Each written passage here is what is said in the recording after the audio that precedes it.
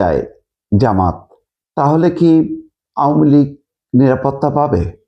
এখন আপাতত মনে হচ্ছে তেমনটাই। কারণ মাঠে ময়দানে জামাত আওয়ামী লীগের কাছে, নেতাকর্মীদের কাছে যে মেসেজটা দিচ্ছে যে দেখো, আমরা লুটপাট দুর্নীতি কিছু করি না, আমরা আইনের শাসনে বিশ্বাস করি, ইসলাম অনুযায়ী চলি, আমরা কারোর উপরে অন্যায় জুলুম করব না। এবং 6 মাস আগে যতটা প্রবল ছিল, আস্তে আস্তে কিন্তু বিভিন্ন ছাত্র সংসদের জেতার মধ্য দিয়ে জামাত যখন নাকি একটু ক্ষমতায় আসি ভাব, তখন কিন্তু সেটা নষ্ট হচ্ছে। আলোচকও সেটা বলছে যে আওয়ামী লীগের নেতা কর্মীরা যদি ভাবে যে জামাত তাদেরকে নিরাপত্তা দেবে, এটা একটা ভয়ঙ্করভাবে ভুল। এই কারণে ঐতিহাসিকভাবে জামাতের সাথে আওয়ামী লীগের কখনো মিল হবে না। দেখেন, এর আগে তত্ত্বাবধায়ক সরকারের দাবিতে তারা কৌশলগতভাবে আন্দোলন করেছে, ঠিক জোটবদ্ধ হয়নি। বিএনপি যেভাবে জোট করে, আওয়ামী লীগ কিন্তু করেনি।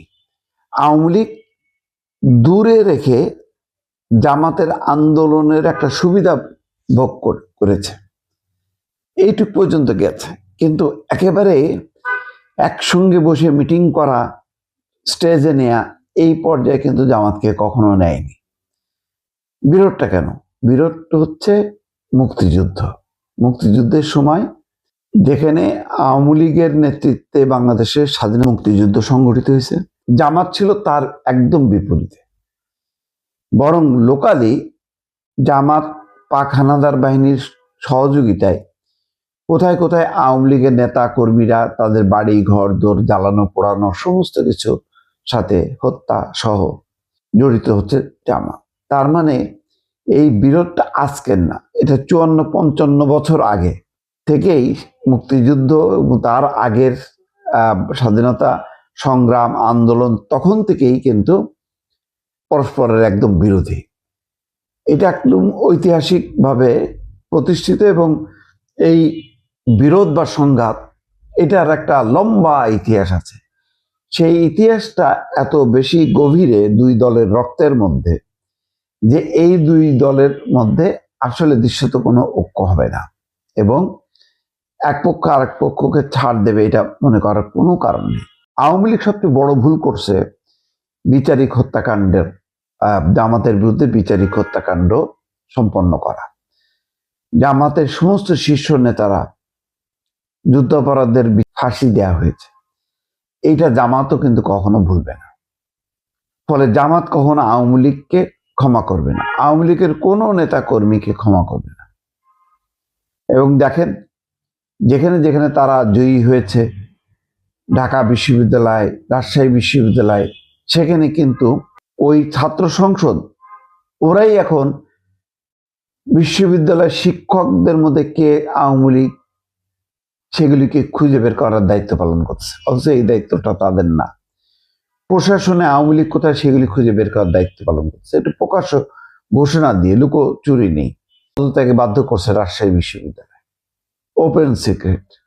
এগুলি হলো একটা স্বল্প মাত্রার, এগুলি হলো আলামত।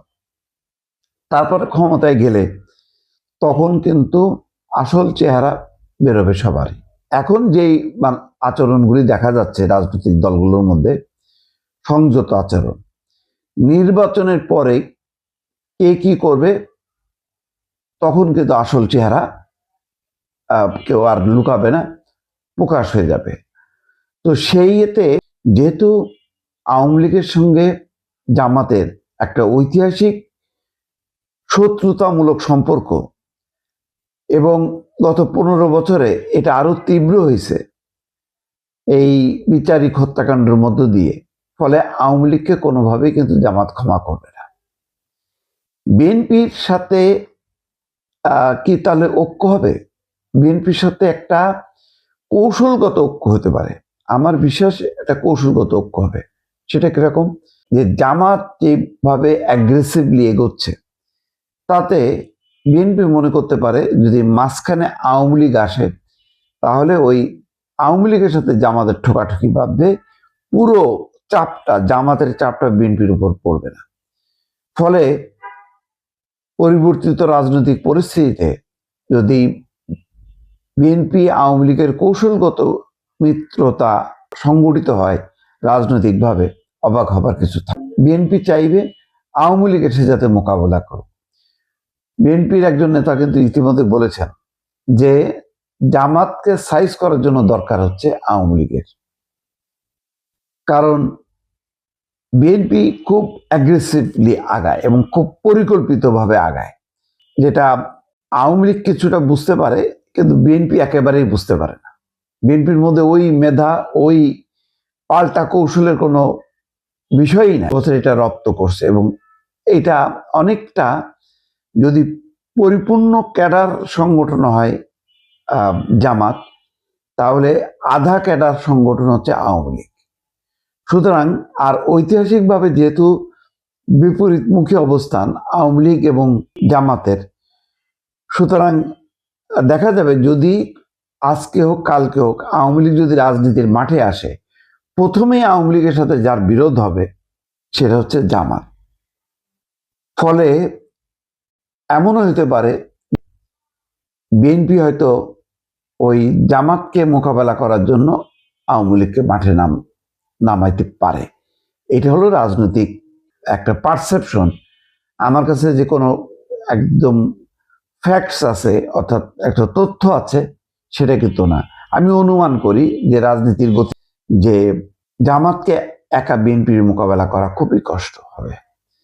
বিএনপির যদি আরো একটু শক্তিশালী কিছু মধ্যপন্থার গণতান্ত্রিক দল তার সাথে থাকতো, তাহলে হয়তো আওয়ামী লীগকে চিন্তা করতো না। যেমন বাসদ, সিপিবি, এই দলগুলো, এমনকি জাতীয় পার্টি যদি শক্তিশালী অবস্থানে থাকতো তাহলে হয়তো চিন্তা করতো। কিন্তু এখন কিন্তু বিএনপিও দেখছে যে জামাতের যেই ধরনের উত্থানের একটা প্রবণতা, যেইভাবে দেখেন ওই যে আমবার রাকসুর জিএস রাজশাহী বিশ্ববিদ্যালয় শিক্ষকদের ব্যানার ছেড়ে ফেলতেছে, সেখানে তারেক রহমানের আগমনের শুভেচ্ছা এই বাণী নিয়ে। এটা কল্পনা যে শিক্ষকদেরকে সে নিয়ন্ত্রণ করতেছে, শিক্ষকদের কি করা উচিত না উচিত সেটা সে ডিকটেট করতেছে।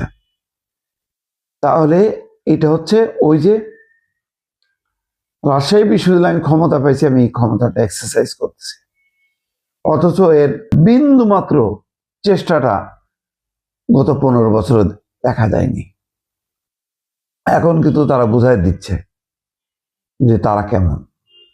তো সংঘাত বিএনপির সঙ্গে, কিন্তু এখন আওয়ামী লীগের সামনে যেহেতু নির্বাচন, সেই নির্বাচনে আওয়ামী লীগ একটা মানে ধান্দার মধ্যে আছে যে তারা যদি জামাত যদি তাদেরকে আশ্রয় দেয়, যেহেতু জামাত আওয়ামী লীগের মধ্যে আশ্রয় ছিল, এখন যদি মানে জামাত যদি আওয়ামী লীগকে আশ্রয় দেয়, তাহলে যেহেতু তারা আওয়ামী লীগের মধ্যে, আওয়ামী লীগের আশ্রয়, এখন আওয়ামী লীগ চিন্তা করতেছে হয়তো কেউ কেউ যে আমরা জামাতের আশ্রয় নিয়ে থাকব। সেটা বলা হচ্ছে, যেটা শুনলাম, যে এটা হবে একটা খুবই বিপজ্জনক একটা